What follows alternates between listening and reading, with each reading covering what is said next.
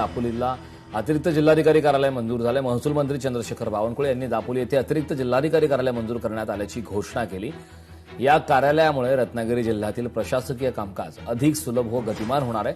पालकमंत्र्यांच्या निर्णयानुसार जिल्ह्याचे प्रशासकीय कार्यक्षेत्र विभागून नागरिकांना अधिक जलद आणि प्रभावी सेवा उपलब्ध करून दिली जाणार असल्याचं त्यांनी सांगितलं। तसेच महसूल मंत्री चंद्रशेखर बावनकुळे यांनी पुढील 2 वर्षात रत्नागिरी जिल्ह्यातील सर्व शेतपाणंद रस्त्याचे मोजमाप व सीमांकन पूर्ण करण्याचं उद्दिष्ट जाहीर केलं। या जिल्ह्यातले शेतकरी तुमचं ऋण आयुष्यभर विसरणार नाही। या जिल्ह्यातले विद्यार्थी आपल्याला खऱ्या अर्थाने दुवा देतील आणि म्हणून काही करायचं असेल तर शेतपाणंद रस्त्याकरता CSR खर्च करा।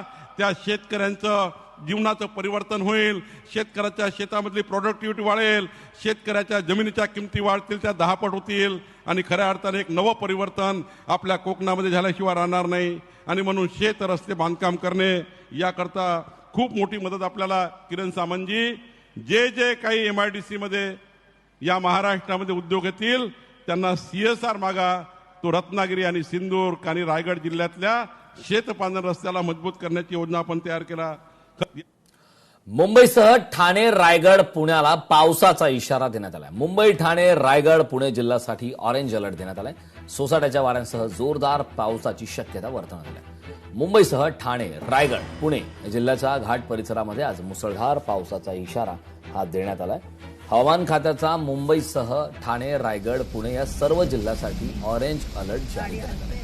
तर काही ठिकाणी 30 ते 40 किलोमीटर तास वेगाच्या सोसाट्याच्या वाऱ्यांसह जोरदार पावसाची शक्यता वर्तवण्यात आली आहे। तर पुढील काही तास आता अत्यंत महत्त्वाचे असणार आहेत। पालघरच्या दाभोसा धबधब्यावर मोठी दुर्घटना टळली। रेलिंग तुटून 2 पर्यटक दरीत कोसळलेत। पालघर जिल्ह्याच्या जव्हार येथील ही घटना समोर आली आहे। पालघर जिल्ह्यातील जव्हार येथील प्रसिद्ध दाभोसा धबधब्यावर आज मोठी दुर्घटना टळली आहे। जुनाट लोखंडी रेलिंग तुटल्याने 2 पर्यटक दरीत कोसळलेत।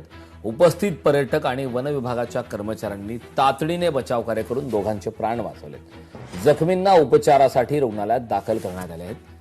त्यांची प्रकृती धोक्याबाहेर आहे। या घटनेनंतर धबधबा परिसरातील गंजलेले रेलिंग आणि अपुऱ्या सुरक्षा व्यवस्थेवर प्रश्नचिन्ह निर्माण झाले असून तातडीने सुरक्षा उपाययोजना करण्याची मागणी स्थानिक नागरिकांनी केली आहे। तर याच धबधब्यासाठी यावर्षी 2 कोटीच्या आसपास खर्च केल्याची सुद्धा माहिती मिळाली।